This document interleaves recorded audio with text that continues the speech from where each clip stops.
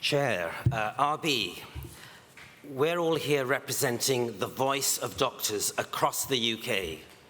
That voice was made loud and clear in our landmark survey of the profession published last September, asking doctors about our everyday working lives and what sort of health service we want to work in. The results were stark. It portrayed a profession in a state of fear, with doctors unable to provide patients with the care they needed.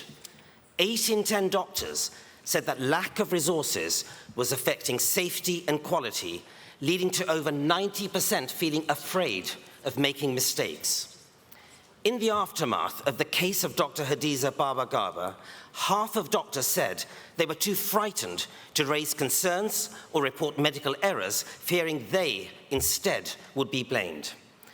6 years on, it seems nothing has been learnt from the lessons of mid-staffs and the Francis Review, regarding which international patient safety expert Don Berwick said that fear is toxic to both safety and improvement, and implored the NHS to adopt a culture of learning rather than one of blame. The BMA has worked tirelessly this past year to tackle this threatening culture. We rightly intervened in the successful appeal of Dr. Baba Garba, which subsequently led to the reversal of the decision to erase her from the medical register.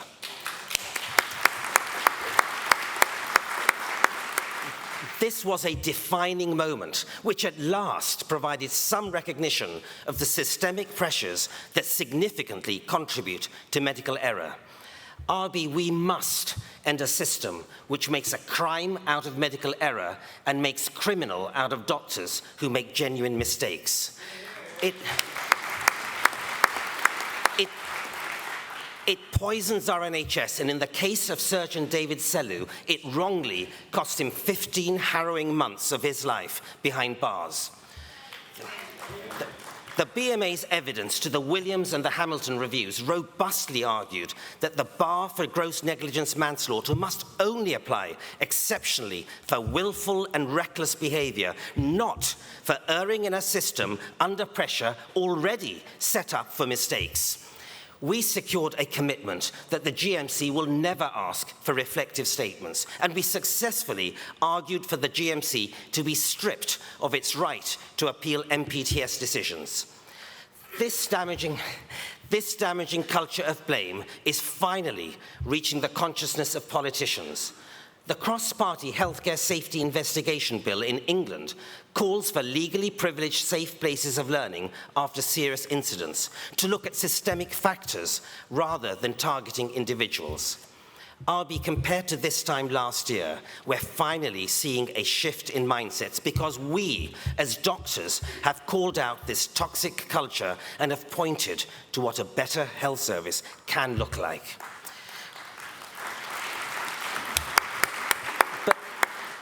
But if the government seriously wants to ensure patient safety, it must fund the NHS properly. We haven't the money for enough staff, beds, and facilities. As a result, the government is unashamedly breaking its promise in the NHS Constitution to the people of England. Last winter, almost 1 in 4 patients were left waiting more than 4 hours to be seen at emergency departments, and less than half of trusts treated patients within the 18-week target. The new money in England's long-term plan, whilst a welcome departure from austerity, just isn't enough and ignores much-needed investment in public health, workforce, and estate. Even with this money, we'll continue to lag behind our European neighbours. Why does our government still decide that our patients don't deserve the same funding as patients in France or Germany? Is it that the British broken hip is that bit easier to fix than a French one, or does it not need an operating theatre? Safe care requires adequate numbers of doctors, yet the NHS has 10,000 unfilled medical vacancies and trails European OECD nations, with only Poland and Slovenia having fewer doctors per head. That's why the BMA has launched a campaign for safe staffing. We will no longer accept doctors being the fall guys when insufficient staffing levels put patients at risk, and we demand being able to push that alert button without fear of reprisals. We've already made gains in Scotland with the introduction of safe staffing legislation for doctors and nurses last month, and this needs replicating across the UK. These systemic pressures are tragically making doctors sick. In the BMA's recent mental health survey, led by President Dinesh Bhugra, more than 80% of doctors said they're at high risk of burnout. 4 in 10 doctors already experience symptoms of depression, anxiety, or another mental health condition that's impacting on their work. While we robustly campaign for a nurturing and safe workplace, the BMA is committed to supporting doctors in distress. We've set up a stakeholder alliance of organizations providing well-being support to the profession throughout the UK. We should all be proud that the BMA offers medical students and doctors a free 24-hour counselling service and peer support, regardless of whether they're a BMA member. Well-being requires having space for rest, and I'm delighted that our junior doctors have negotiated a fatigue and facilities charter supported by £10 million for all hospital trusts in England. We must make cases. We must make cases of sleep-deprived doctors having accidents when driving home after long shifts a thing of the past. Well-being also depends on being treated with kindness and respect. Yet 4 in 10 doctors say there's a problem with bullying and harassment at work. Being harassed and undermined not only affects individuals' sense of self-worth, it impairs cognitive functioning and performance. It's bad for doctors, bad for patients, and bad for the taxpayer. Academic Roger Klein estimates that bullying and harassment costs the English NHS a staggering £2.3 billion from reduced productivity and work absence. The BMA has led from the front. Our 2-year project on addressing bullying and harassment culminated in our conference last November when we set out a blueprint for tackling this pernicious scourge on our morale and well-being. In Scotland, lobbying by the BMA forced the government to sit up and address the toxic environment experienced by doctors working at NHS Highland, and the recently published Sturrock review into incidents there found a staggering 66% of people questioned reported bullying. Ultimately, it's about civility, and as the excellent work by Chris Turner shows, civility saves lives. Without it, there's ample evidence to show we make more clinical errors, we harm more patients. Civility should be a moral obligation, not a choice. This leads me to equality, a value we place on the NHS, but lamentably is not a reality in our workforce. We know that doctors from BAME backgrounds are more likely to be bullied, less likely to raise concerns, more likely to feel blamed, and less likely to feel included. No wonder their ability to perform optimally is affected, and with disproportionate referrals for disciplinary processes. BAME doctors and medical students have lower pass rates in UK exams, with no evidence of lacking inability. They're less likely to be shortlisted or offered a consultant post, and are paid less with a manifest ethnicity pay gap. The BMA has campaigned hard to address this gross injustice, working with organizations representing ethnic minority doctors, such as BAPIO and BIDA. I led a BMA Race Equality Summit last year, pressing for action to tackle differential attainment, ensure fairness in fitness to practice proceedings, and to widen access. I salute our Medical Students Committee, who are actively working to enhance medical school entry from students from more diverse and less privileged backgrounds.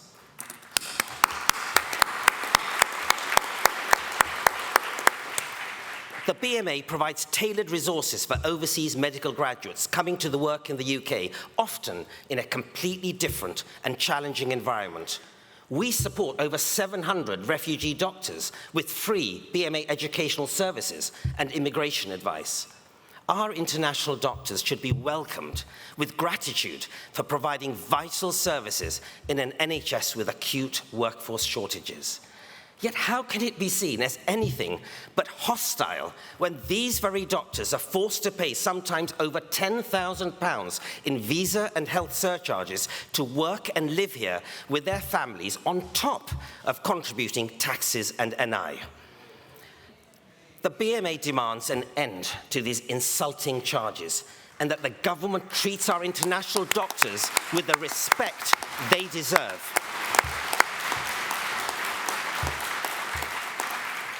The BMA contributed significantly to the NHS Gender Pay Gap Review led by Dame Jane Dacre. Key to tackling this inequality is retaining women doctors and positively enabling progress into senior medical roles. Our junior doctors have achieved success in addressing gender inequality in the delivery of shared parental leave that consultants and SAS doctors, unfortunately, have not yet been afforded these benefits. We established a less than full-time forum for junior doctors, and we plan similarly for consultants, SAS, and medical academics. I was, however, deeply saddened when I heard of the recent allegations of sexism in the BMA. I'm committed to the BMA being a learning and inclusive organization. That's why I immediately announced a wholly independent review, which is now underway and is being led by Daphne Romney QC. Where we have fallen short, we will learn, we will act, and we will improve. I'm delighted that we're working with the Medical Women's Federation and learning from their vast experience of enhancing the role of women in medicine. And I'm pleased to announce that this November, we'll be hosting the first ever BMA MWF conference on gender bias.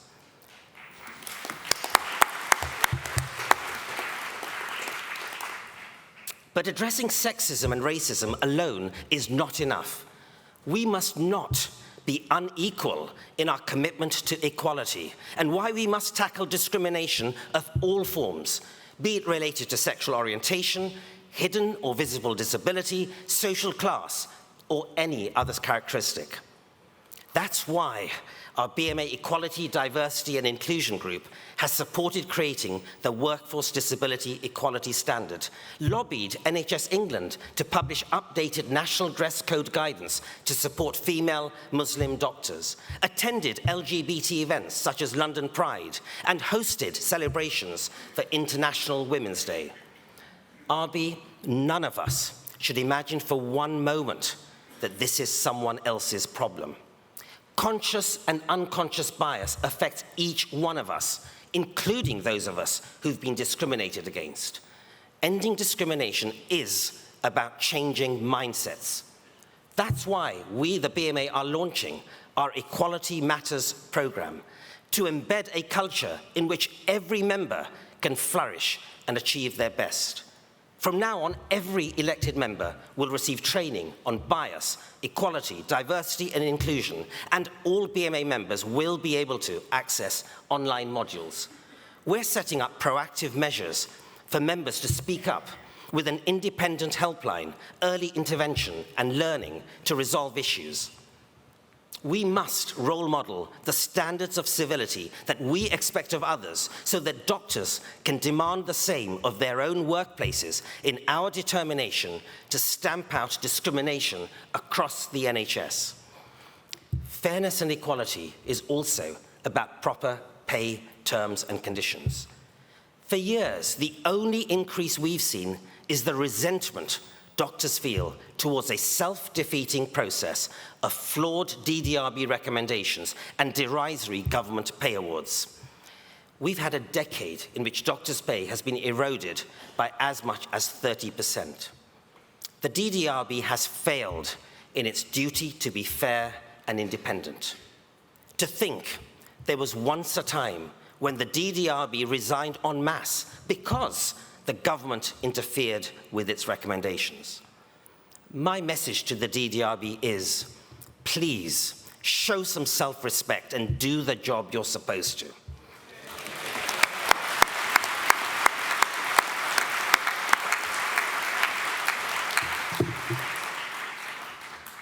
RB, the NHS owes a debt of gratitude to doctors working on goodwill alone. 90% of us work above contracted hours for no extra pay.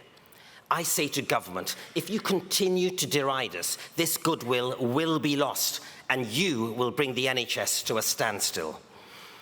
RB, it's bad enough that we've suffered a decade of pay cuts, but now the government wants us to pay up to tens of thousands of pounds to go into work, even leading some to remortgage their homes.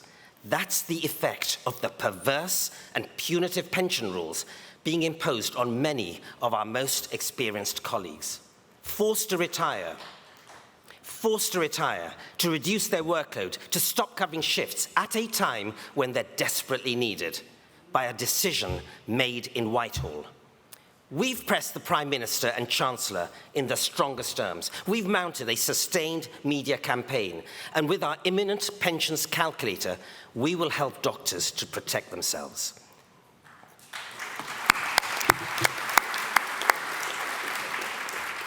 I'll say this to ministers, if you want doctors to pay to go to work, they won't. I tell you who pays. Our patients left without doctors in a desperately understaffed health service. RB, the Treasury is taxing doctors out of the NHS and seriously undermining patient care. It must act now to avert a workforce meltdown.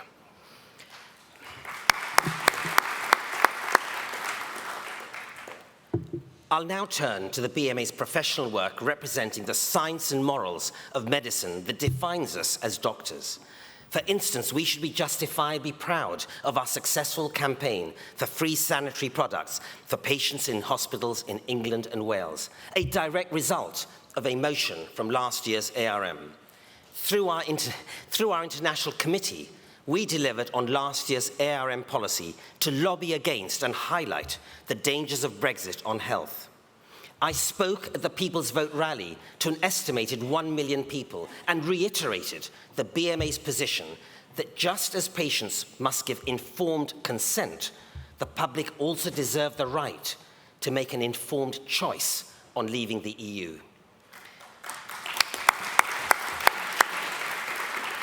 RB, we're meeting on an island whose future hangs precariously in the balance of Brexit. The loss of cross-border service arrangements could have a devastating impact on the health service in both countries. We must do everything in our power to avert that outcome, and I'd like to extend a special welcome and message of solidarity to our guests from the Irish Medical Association who are with us at this ARM.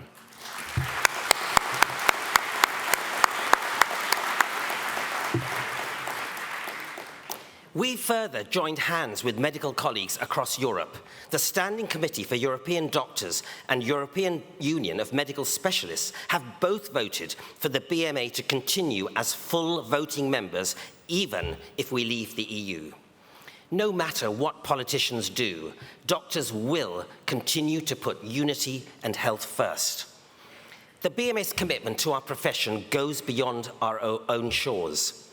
An attack on the profession anywhere is an attack on us all, and we stand shoulder to shoulder with colleagues across the world at times of need and injustice.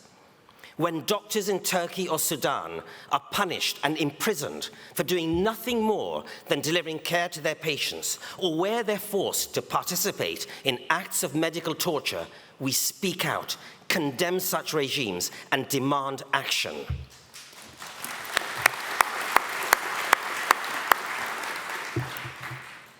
RB, as we campaign for change, we as the BMA need to change too. Our association has been proudly representing doctors for over 186 years. But history doesn't stand still. I've said since day one of my chairmanship that we need to evolve and become a modern, progressive body. In the past 2 years, we've enhanced the oversight and scrutiny role of the BMA board. It was the board that acted swiftly when expenses issues recently came to light. We're embarking on a comprehensive governance review in order to have the most effective and efficient systems to deliver for our members. I commissioned an independent review of our employment services, which are core to why doctors join our union. This work has produced tangible recommendations to ensure we provide the best possible employment advice and legal support to all members in their hour of need. I've highlighted how hard the BMA has been working over the last year. We must do justice to these efforts by optimally publicising them to doctors, the public, media and government so that we have maximum impact and influence. We've begun a major programme to modernise our communications processes and outputs using digitalisation and a revamped website. This is being shaped by members, and you'll see noticeable improvements in our reach and visibility in the coming months. This is a turning point for the BMA and an exciting time for transition and renewal. As part of this, we need to renew our democratic processes too. We must better engage with everyday grassroots members, the 150,000 who are not in this hall. That's why I support regionalisation and localisation, to be relevant to our members' local realities. Over the past year, I've spoken to thousands of doctors across all 4 nations in regions and divisions. Many members don't want to sit on committees, but they do care. They deserve a voice, and we need new ways to involve them. And we need to look at ARM itself and whether we can make better use of our time together. We must adapt to a fast-moving political climate, and democracy has to happen in real time as issues unfold. As part of our governance review, we'll also consider how we can best provide continuous representation for our members throughout the year, whilst also making ARM more effective. I've consistently argued that the BMA must come up with solutions as well as highlighting the problems in today's health service. As doctors, we diagnose and solve problems daily, and as frontline medics, we know what needs to change better than any politician or armchair policymaker. That's why I launched our Caring, Supportive, Collaborative project to spell out the sort of culture in which doctors deserve to work, where we have time to care and learn in a climate of true equal opportunity, where we can treat patients across interfaces rather than battling through organizational hurdles, and where we're supported with fit-for-purpose technology and teams to work at the top of our license. You'll hear more about the project on Wednesday, but fundamentally, this is about the BMA as the voice of doctors demonstrating thought leadership and forcing politicians and policymakers to take note of our views rather than the other way around. In England, we brought Health Secretary Matt Hancock and NHS England Chief Executive Simon Stevens to BMA House not to tell us about government policy, but to hear from doctors about what good would look like in the NHS. BMA Wales hosted a roundtable on culture with representatives from Welsh Government. BMA Northern Ireland recently held an event to establish arrangements for all doctors to speak out without fear. And just last month, BMA Scotland hosted their Cabinet Secretary for Health at a workshop on creating an open culture. I want to finish by thanking all of you for your work at the BMA.